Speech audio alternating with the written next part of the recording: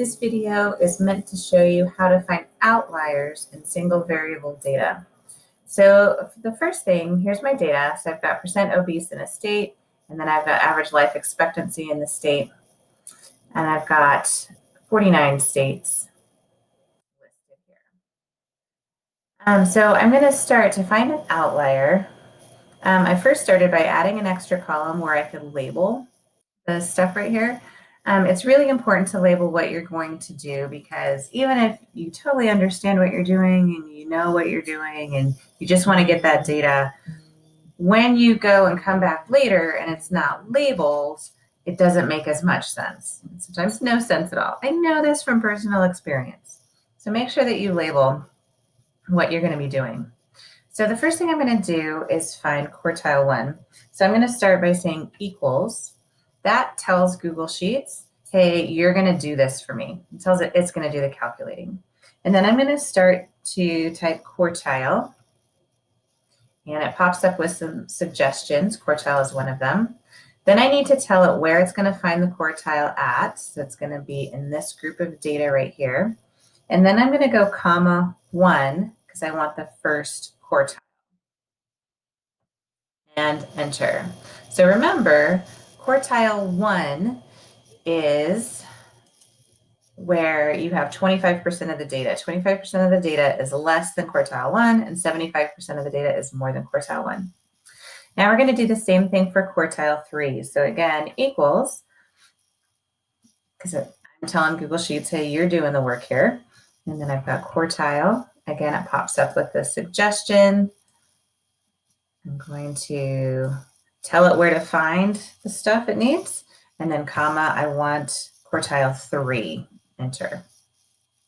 So now I've got quartile 1 and quartile 3. So in a box plot, this would be the edges of your box. So quartile 1 is 25% into the data, and quartile 3 is 75% into the data. IQR then is going to be the difference between these two, the interquartile range. So how far is it from quartile 1 to quartile 3? A larger interquartile range is going to be more spread out data, and a smaller interquartile range is going to be data that's not spread out. So again, I'm going to make the computer do it. So I'm going to tell it equals, and then I'm going to go Q3 minus Q1. Now, it's fairly easy to do that subtraction. You could probably do that in your head, but I'm going to make the computer do it, because if I go back up here and I'm like, ooh, this number was wrong, let me fix it, then it fixes everything else automatically and I don't have to worry about it.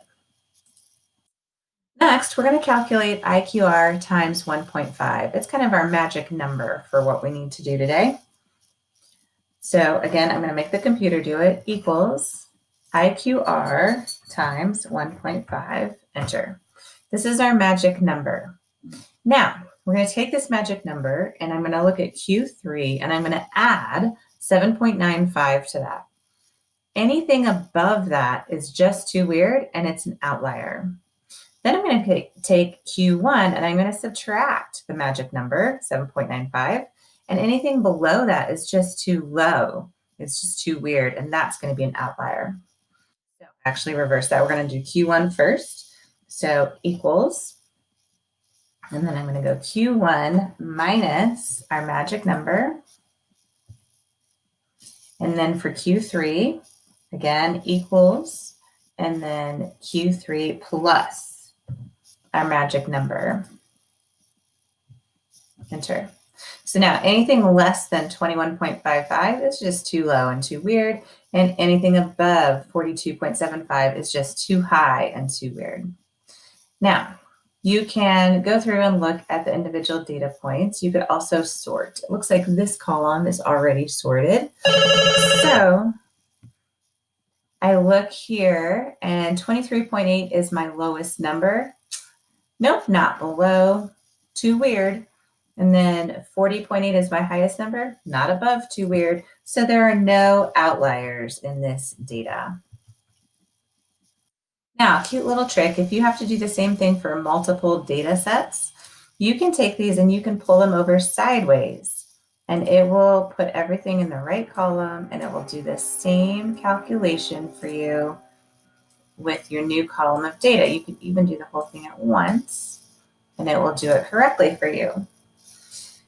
Now I want to check for less than 74.35 and greater than 82.75, but this data isn't sorted and I don't feel like looking through all the data.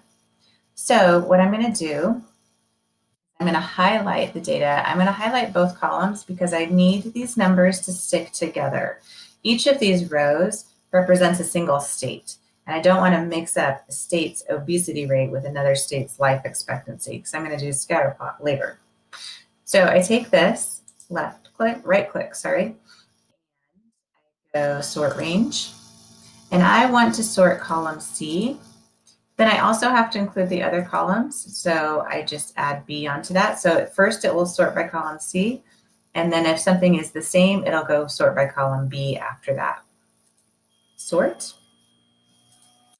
Okay, now I'm going to check. Let's see, I'm checking for anything less than 74.35. I have nothing. It's close, but it's not there. Anything greater than 82.75? Nope. So also no outliers for life expectancy. And there you have it.